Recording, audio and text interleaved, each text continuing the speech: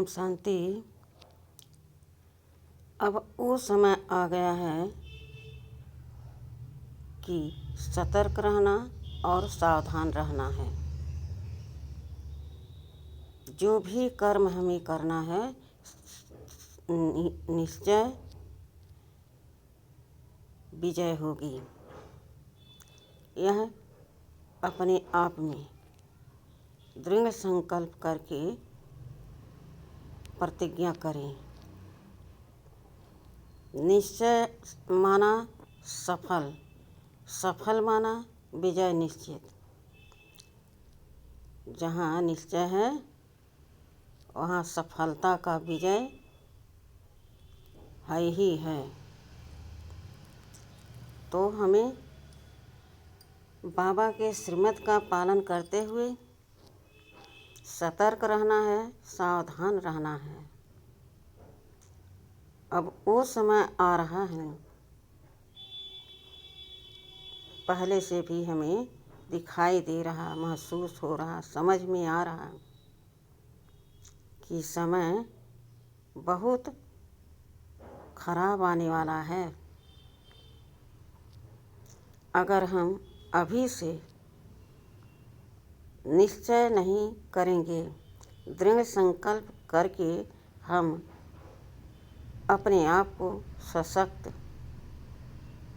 Powerful नहीं बनाएंगे, आने वाले समय में अनेकों प्रकार की परिस्थितियां हमारे सामने आकर हमसे यही कहेंगी, छोड़ो इस ज्ञान को, आओ मेरे तरफ। जहाँ सतर्कता नहीं, सावधानी नहीं, निश्चय नहीं और यह संकल्प पक्का नहीं किया है, संशय है, पता नहीं हम कुछ कर पाएंगे या नहीं। अरे उस समय में मानो कोई खत्म हो गया तो क्या हम निश्चय पर अटल रह पाएंगे? बिल्कुल रह पाएंगे। बाबा तो यही रोज सिखाते हैं, बच्चे नष्टो मोहा स्मृति लब्धा बनो।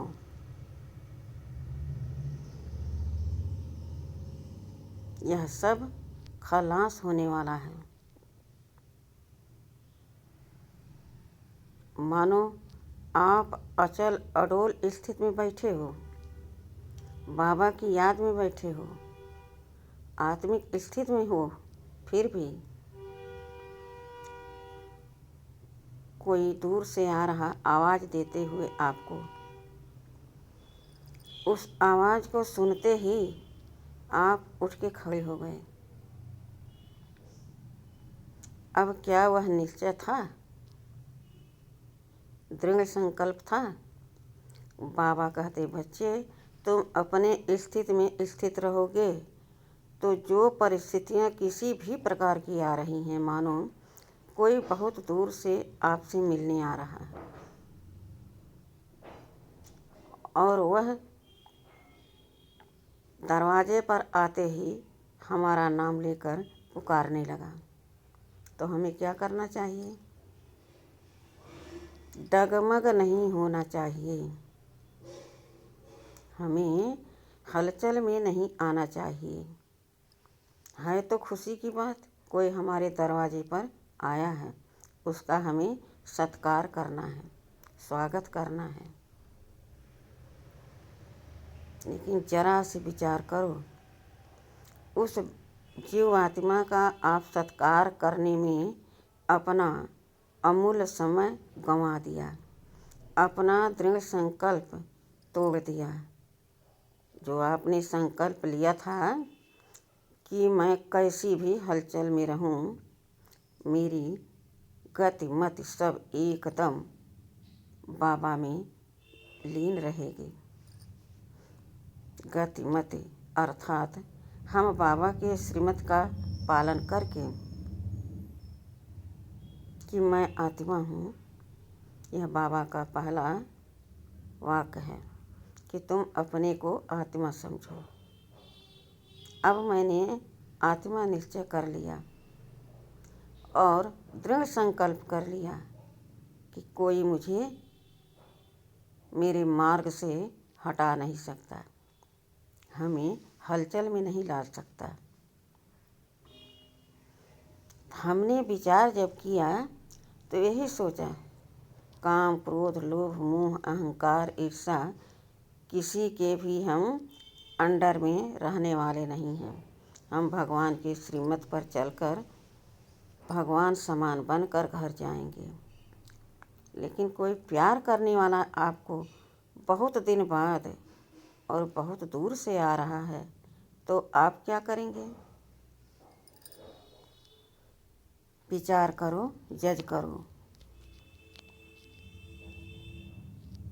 आप उस आत्मा के प्रति निस्वार्थ भाव से प्यार लेकर मुस्कुराते हुए उससे भेंट करने जाएंगे या अपने आत्मिक स्थिति में स्थित रहकर बाबा की याद में रहेंगे? बहुत कठिन बात है।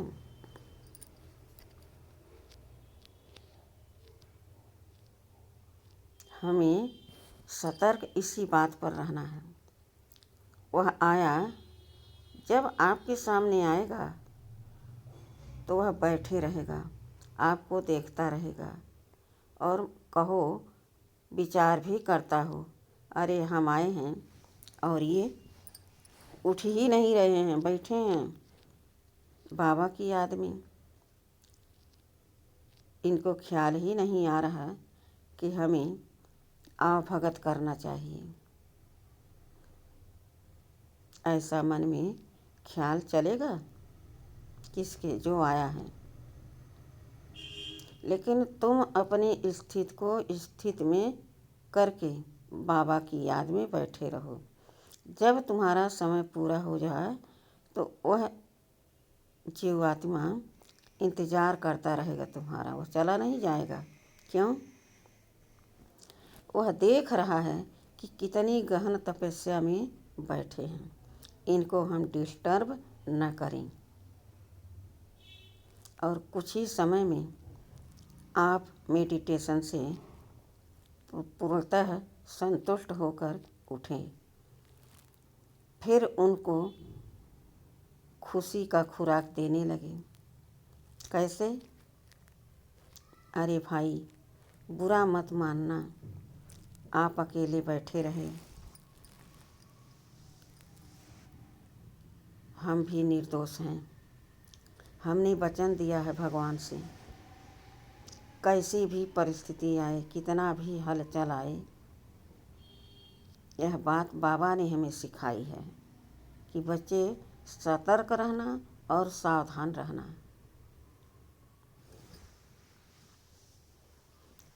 इतना जहाँ कहेंगे, वह व्यक्ति आपके प्रति इतना स्नेही हो जाएगा कि कोई सोच नहीं सकता। वह खुद कहेगा, अरे भाई कोई बात नहीं, हम भी आपको देख करके चुपचाप शांति में बैठे थे, अच्छा लग रहा था। आपने उनको सांत्वना दिया और उन्होंने उलटकर आपको आपकी प्रशंसा की। जब आमने सामने कोई बात हो जाती है तो मन का मैल, मन का संशय मिट जाता है। यह जीव आत्माओं का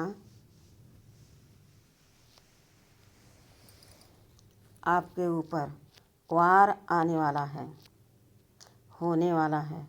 कब होगा यह निश्चय नहीं। जिस प्रकार से बाबा ने कहा कि हम कैसे बता सकते हैं कि कब आपकी मृत्यु होगी, क्योंकि जन्म और मृत्यु यह दोनों भगवान ने कहीं लिखा नहीं है कि इस समय पर निश्चित होगा। जन्म भी सेकंड मिनट का फर्क हो सकता है, मौत का भी सेकंड और 5 मिनट का अंतर हो सकता है। तो यह कोई पूछे कि बाबा हम इस शरीर को कब छोड़ेंगे, तो स्वयं जज करो कि तुम कर्मातीत अवस्था को पाए हो। अगर कर्मातीत का अनुभव कर रहे हो तो यह चोला लेकर तुम यहाँ नहीं रह सकते। तुम्हारा पार्ट पूरा हो गया। कर्मातीत का अर्थ ही है कि हमें किसी प्रकार का कोई लोभ मोह अहंकार नहीं। हम परमात्मा के साथ रहकर सद्गुणों को भरते रहते हैं। मुझे यह भान भी नहीं आता क्या बुरा है और क्या सही है। यह हुआ मनुष्य आत्माओं का वार। अब प्रकृति को देखिए।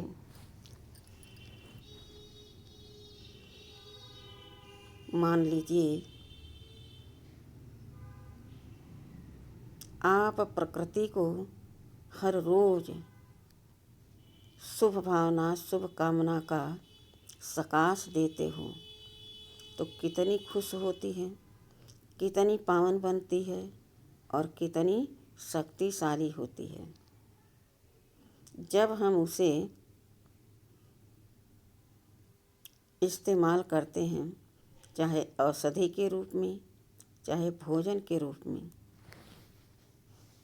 औषधि कहीं दर्द उठा और उसको इस्तेमाल किया,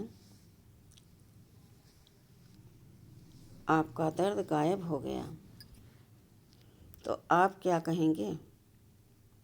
क्या उस औषधि को, उस पौधे को आप प्यार नहीं देंगे, सम्मान नहीं देंगे? स्वतः देंगे। अरे भाई, हमने तो सोचा नहीं था, इस औषधि को हमने इस्तेमाल किया, तुरंत सारा दर्द खींच लिया। इसी प्रकार से जब हम भोजन करते हैं तो जो हम सात्विक वाइब्रेशन देते हैं, शुभ भावना शुभ कामना का, पलट करके वो हमारे पास आती है। जब हम भोजन करते हैं तो भोजन में वह शक्ति रहती है और उस भोजन को करने से हम हष्ट पुष्ट हमेशा तंदुरुस्त चुस्त रहते हैं और बाबा की याद में रहते हैं। लेकिन बगल में देखो, मांस मदिरा खा रहे हैं, पेड़ों को काट के फेंक दे रहे हैं, सूख जा रहा, जला ले रहे हैं, जगह पर महल बना ले रहे हैं। एक हरे भरे पेड़ को काट डालो तो उसको कैसा लगेगा? उससे भी देखा होगा आपने, खून निकलता है, यानी उससे भी पानी निकलता है। पेड़ के जड़ से जब कटती है जड़, उसमें से पानी निकलता है, वही खून है। इस समय जो भगवान हमें ज्ञान दे रहे हैं, बच्चे एक चींटी को भी तुम नहीं मारो, तुम्हारे पैर के नीचे न पड़े, ऐसा योग करो, ऐसा ध्यान रखो। सोचो, सतयुग में यह जीवात्माएं जब महाराजा महारानी के रूप में विराजमान होंगे तो क्या वहाँ के पांचों तत्व खराब होंगे? सत्यता की इतनी प्योरिटी कि एक औषधि के लगाने से तुरंत घाव भर जा रहा, दर्द दूर हो जा रहा। वहाँ कोई वैद्य और दवाई की ज़रूरत नहीं होती। लेकिन आज यहाँ कोई कहता है कि इस पौधे के पत्ते को ले लो और ऐसा कर लो, तुम्हारा मर्ज ठीक हो जाएगा। लेकिन कुछ दिन हम कर भी लेते हैं हमको आराम नहीं मिलता।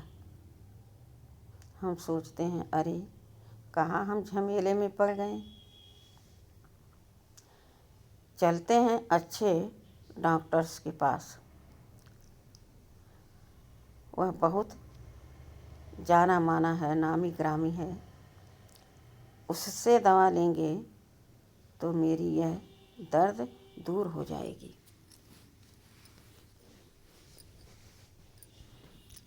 मैंने दवा लिया, कुछ दिन और ठीक हो गया। मैंने कहा, देखो आज हम उस डॉक्टर के पास न जाते तो यह मर्ज मेरी ठीक नहीं होती। कुछ दिन बाद वो मर्ज फिर से उभर आई।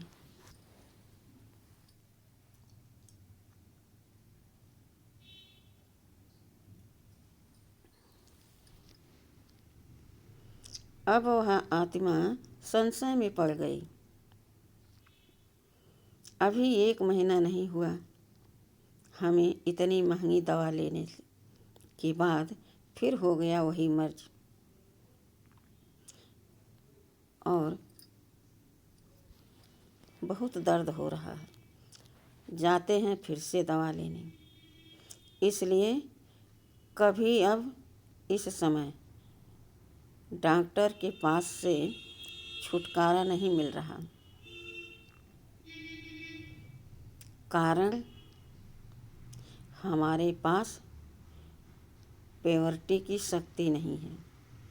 हम जितना अपने अंदर नेगेटिविटी भरते हैं, सोचते हैं, कर्म करते हैं, बोलते हैं, उतना ही हमारा मन बुद्धि मैला होता जा रहा था और अनेकों प्रकार के रोग हमें पकड़ते जा रहे थे।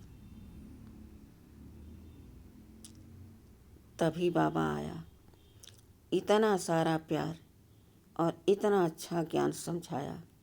बच्चे, तुम मेरे मीठे लाडले बच्चे हो। बाबा यह कहकर इस कांटों के जंगल की दुनिया से अपने बच्चे को उठाकर अपने गले से लगा लेते हैं। ओहो, आज तक हम दर दर भटकते थे। मुझे पता ही नहीं था कि मेरा पिता इतना प्यार करता है हमसे। बाबा ने कहा, बच्चे, तुम कल्प कल्प पाठ बजाने इस धरती पर आते हो। इस सृष्टि पर तुम ही राज करते हो। जब तुम्हारा राज्य होता है तो कोई और धर्म इस सृष्टि पर नहीं होता।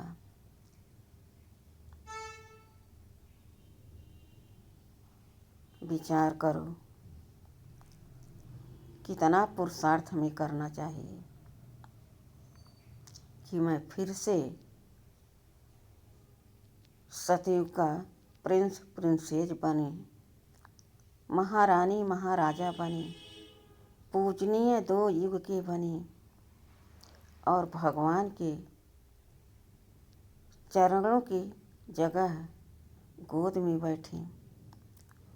जब तक हम भगवान के श्रीमत का पालन नहीं करते तो भगवान हमारी तरफ देख भी नहीं सकते। पता है, यह सुनने वाला है नहीं। जैसे इसकी तकदीर वैसा इसको फल मिलेगा, वैसा इसको फल मिल रहा है और आगे भी मिलेगा। बाबा यह समझकर छोड़ देते हैं। इसी प्रकार से कोई चोरी डकैती मार पीट करता है, उसको भी बाबा कहते जाओ खूब करो।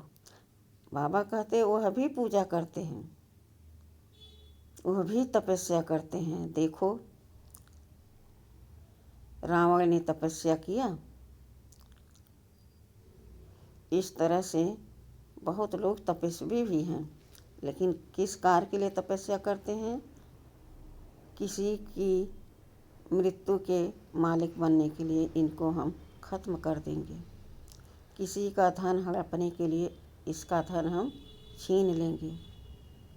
हमारे इतना बलशाली कोई नहीं। यह घमंड बोल रहा है। न धन किसी का था, न है, न रहेगा। न यह शरीर सदा रहेगी और न इसी तरह यह चक्र ठहर जाएगा। यह तीनों चलायमान हैं और मैं आत्मा अपने कर्मों का फल अपने पास रखते हुए पुनर्जन्म लेते हैं। जैसा हम कर्म इस जन्म में कर्म करते हैं वैसा हमें अगले जन्म में फल मिलता है। कितनी सावधानी बाबा हमें समझा रहे हैं, कितनी सावधानी दे रहे हैं। बच्चे अपने को बदलो, जहाँ बदल सकते हो वहाँ तो बदलो ही बदलो। जहाँ संशय हो वहाँ तुम मेडिटेशन में वह बात हम पर रखो, हम उसका समाधान निकालेंगे।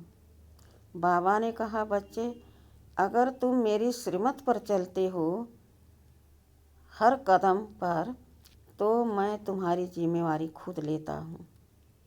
तुम्हें सोचने की ज़रूरत नहीं।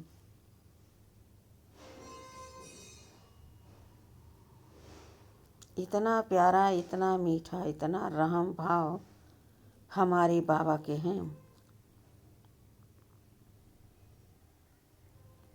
तो हमें इस ड्रामा को राजकीय समझकर अचल अडोल स्थिति में स्थित रहना है, सतर्क रहना है, सावधान रहना है। कभी भी गफलत में नहीं आना है।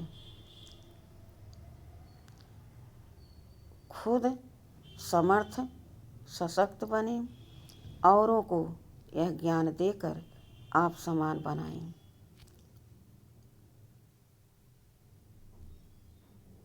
मीठे बाबा, कितना मैं शुक्रिया करूं आपका, सब कम है। फिर भी मैं 100 बार शुक्रिया करती हूँ मीठे बाबा, सत सत नमन करती हूँ। पूरे कल्प में आप जैसा कभी कोई पिता नहीं मिलता। ऐसा मीठा प्यारा बाप कल्प की एक बार संगम युग पर मिलते हैं, वो भी कलयुग के अंत और सतयुग के आदि के बीच में खड़ा है छोटा सा संगम युग, जहाँ आत्मा परमात्मा का मिलन होता है। बाबा उतनी दूर से आते हैं और बच्चे जब संदेश पाते हैं तो नंगे पांव भागे चले जाते हैं मुरली सुनने के लिए। जिसको लगन लगी, जिसकी दिल परमात्मा से लग गई, वह रह नहीं सकता बिना मुरली सुने, बिना योग लगाए, बिना बाबा को याद किए भोजन करे। ऐसा हो नहीं सकता। यह सारी बातें इस सृष्टि पर अज्ञानी मनुष्यों के बीच में है। हम आत्मा उन्हीं के बीच में एक अकेली हैं। तो किसी को समझाओ तो उनको समझ में नहीं आता, विश्वास नहीं होता। अब मैं एक छोटी सी बात का उदाहरण देती हूँ। कुछ बच्चे खेलते हैं, कभी स्कूल में ही नहीं जाते, और कुछ बच्चे रेगुलर स्कूल जाकर आते हैं, खाते पीते और उसी अज्ञानियों के बीच में जाकर वह भी खेलते हैं। बहुत प्रेम है दोनों में, ज्ञानियों में अज्ञानियों में। कुछ दिन ऐसा करते करते वह बच्चे भी समझते हैं यह तो पढ़ाई करता है, अभी पढ़ते पढ़ते ऊंची क्लास में चला गया है, समझते हैं, लेकिन उनको पढ़ने की हिम्मत नहीं, उनको अच्छा ही नहीं लगता। माता पिता भी उसी तरह के हैं, फोर्स ही नहीं करते। तो विचार करो, जो रोज़ पढ़ता है और जब साल में पेपर होता है तो क्या वो पास नहीं होता? पास होने के बाद सारी पढ़ाई जब वह फॉर्म भरता है तो क्या वह सर्विस नहीं पाता? पाता है ना। जैसी जिसकी पढ़ाई वैसी उसकी सर्विस, वैसी उसका पद। इसी तरह से घर में 5 मेंबर हैं, केवल मैं ज्ञान में चलती हूँ तो सबको अब आश्चर्य लगता है। वह बार बार डिस्टर्ब खुद हो जाते हैं हमारे चाल पर, बोल पर, कर्म पर। उनको अच्छा नहीं लगता, क्योंकि यहाँ पवित्रता है, सच्चाई, सफाई है, जो वह छोड़ना नहीं चाहते। अगर समझ जाएं, निश्चय हो जाए तो वह तुरंत छोड़कर बाबा के पास आ जाएं। निश्चय ही नहीं तो विजय कहाँ से होगी? तो याद रखें, जिन बच्चों को बाबा ने समझाया, थोड़ा भी समझा, वह पुरुषार्थ में तीव्र गति से लग जाएं। वह पुरुषार्थ से तीव्र गति से सेवा में लग जाएं और सबसे नाता तोड़ एक भगवान से नाता जोड़े, सर्व संबंधों का। इसका मतलब ये नहीं कि घर परिवार से बोलो ही नहीं या उनसे कोई रिश्ता मतलब न रखो। जैसे चल रहा था वैसे ही चलेगा। केवल हमें चेंजेस लाना है कि हम परमपिता परमात्मा के श्रेष्ठ विशेष आत्मा हैं। यह बात हमको जचती है, अच्छी लगती है, उससे हमें इस पर निश्चय हो गया है। अब मैं बाबा के सिवा और किसी को अपना नहीं समझती। सब यहाँ पार्टधारी हैं, आना और जाना है, लेकिन एक है जो कभी उसका साथ नहीं छूटता। भक्ति मार्ग में भी जैसे जो तमन्ना रखकर मंदिर में मांगते हैं, वैसे उनको ज़रूरत बाबा पूर्ण करते हैं। किसी न किसी के माध्यम से वह कार्य जरूर पूर्ण होता है। अब ज्ञान मार्ग आया तो बाबा स्वयं इस धरती पर आए हैं।